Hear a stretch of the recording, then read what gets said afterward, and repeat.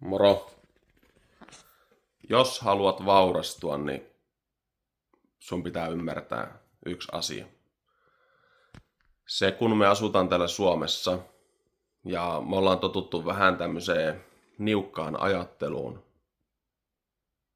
niin se on täysin eri, mitä vaurailla ihmisillä on. Eli täytyy oppia ymmärtämään, kuinka vauraat ajattelee. Kuinka vähän niin kuin rahaa toimii tuolla jossakin ulkomailla. Tämä on yksi tärkeimpiä juttuja. Sun pitää saada siitä kiinni ja sun pitää alkaa uskoa siihen ja ennen kaikkea toimimaan sen mukaan. Sun ei välttämättä edes tarvi vielä uskoa, jotta sä voit toimia sen mukaan. Mutta tämä on yksi tärkeimpiä pointteja, juttuja, mitä täytyy sisäistää, jos haluat vaurastua kunnolla, niin kuin vaikka sijoittamalla. Mä puhun näistä vaurausjutuista lähtökohtaisesti aina vähän niin kuin sijoittamisen kautta, koska se on mulle semmoinen lemppari aihe ja se on itselle semmoinen, mistä mä oon ajatellut, että se on se tapa, kuinka mä vaurastun. Ja sillä se kannattaa tehdäkin, että sulla on se työ tai yritystoiminta, se mistä sä saat sen rahan, niin se raha sijoitetaan. Ja sitten siitä rahasta, siitä sijoitetusta tuotosta, sä voit käyttää siihen kivaan. Parhaimmillaan niin. Sehän on perus, että ihminen kun se saa rahaa, niin se alkaa miettimään joko pelkästään säästämistä tai sitten jotakin, että mitä kivaa sitä ostaisi. Tai että kerrankin kun on mahdollisuus, niin mäpä ostan. Mutta parhaimmillaan sen rahan ensin säästää ja sijoittaa. Ja sitten kun se sijoitus on tuottanut vaikka 2 vuoden päästä, niin kun se on tuottanut hyvät rahat, niin sit sitä käyttää. Mutta tämä, että meidän mieli herkästi näkee uhkakuvia. Vauraan mieli näkee mahdollisuuksia. Se on täysin eri maailma.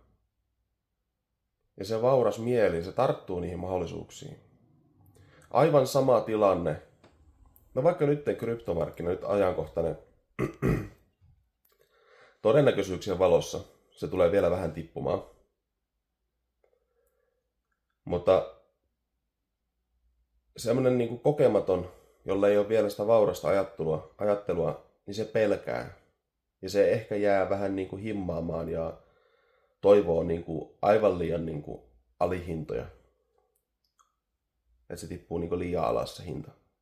Hölmösti muotoili. Mutta vauras mieli, se näkee mahdollisuuden alkaa tankkaamaan sitä niin kuin piirtä näin päin. Tankkaamaan. Ja se ymmärtää, että se on joskus tuolla. Se ymmärtää, että se on joskus paljon korkeammalla. Pelkävän mieli näkee sen, että mitä jos se tippuu vielä lisää. Ja se positiivisesti suhtautuva näkee sen tämän hinnan. Ja se vaan näkee tämän alennusmyyntihetkenä esimerkiksi. Mehän ei voida tietää kukaan, että miten vaikka nyt kryptoissa tulee menemään, mutta jos se toistaa itseensä, niin noin 4 kuukautta vielä, jos se väärin muista. 4 kuukautta, 3 kuukautta on laskumarkkinaa ja sitten lähtee nousumarkkina. Ja nousumarkkina kestää noin 3 vuotta. Mä suosittelen ottaa mehupihalle 2 vuoden kohdalla, niin kuin, ei kaikkia vaan ne herkullisimmat palat. Ja sitten siirtämään ne muualle, sijoittaa muualle. Ja siitä rahasta justiin voi käyttää sitten vaikka lomareissuihin ja mihin haluaa. Niin kuin elää vähän.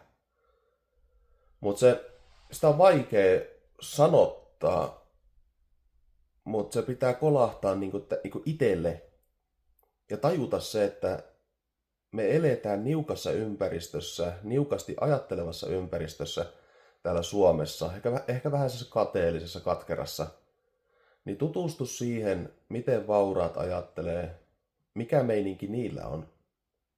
Omaksu se. Ja sillä, että se tuntuu sun sydämessä ja toimi sen mukaan. Se on niin kuin yksi, että kun meillä on olemassa elämäntilanne, se mitä meillä on tällä hetkellä, niin aivan semmoisella jopa pienellä ajatusmuutoksella, kun hoksaakin toimia pikkusen erilain, ja se mitä teet ei välttämättä ota kuin 15 minuuttia aikaa, niin se voi johtaa ihan erilaiseen lopputulokseen. Se tilanne, mikä sulla on nyt, niin teet pikkumuutoksen, niin sulla voi olla vaikka 10 000 euroa enemmän 2 vuoden päästä. Niin tällaisten niin kuin mahdollisuuksien havaitseminen. No mä kerron esimerkin. Lomarahat. Jos sä säästät jotakin lomareissua varten rahaa, niin kannattaako niitä kaikkia säästää euroina? Vai mitä jos sä uhraat siitä edes osan ja sijoitat? Jos sä tiedät, että joku markkina tai joku kohde on nyt alihintainen ja se todennäköisesti nousee paljon korkeammalle, niin ne riskitkin on tosi pienet.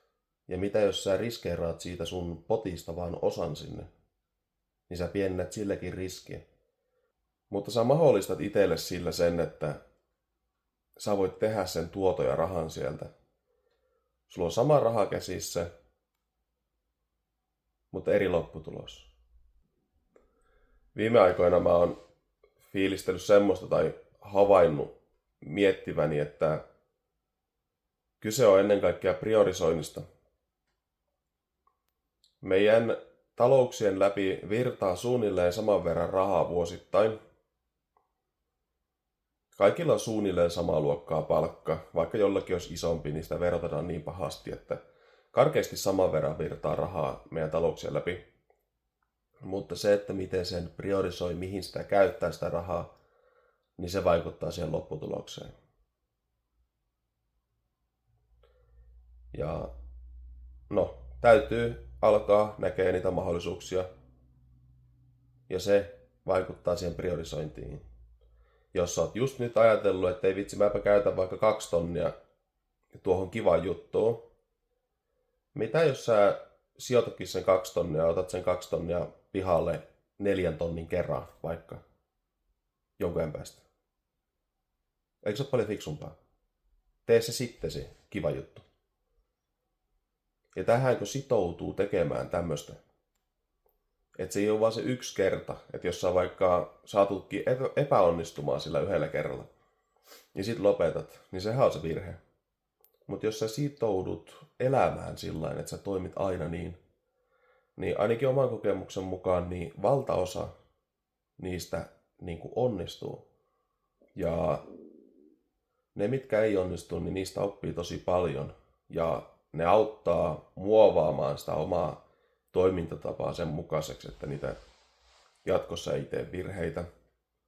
Ja osaa käsitellä rahaa niin, että se on mahdollisimman tuottoisaa se toiminta. Eli opettele ymmärtämään, miten vauraat ihmiset ajattelee ja priorisoi sun oma rahankäyttö sen mukaisesti. Se tuottaa tulosta. On tavallaan niin kuin pelisäännöt, ja kun sä vaan pelaat niiden sääntöjen mukaan, niin se tuottaa. Se on melkein niin yksinkertaista. Meidän pelot sanoo, että apua mitä jos mä menetän kaiken.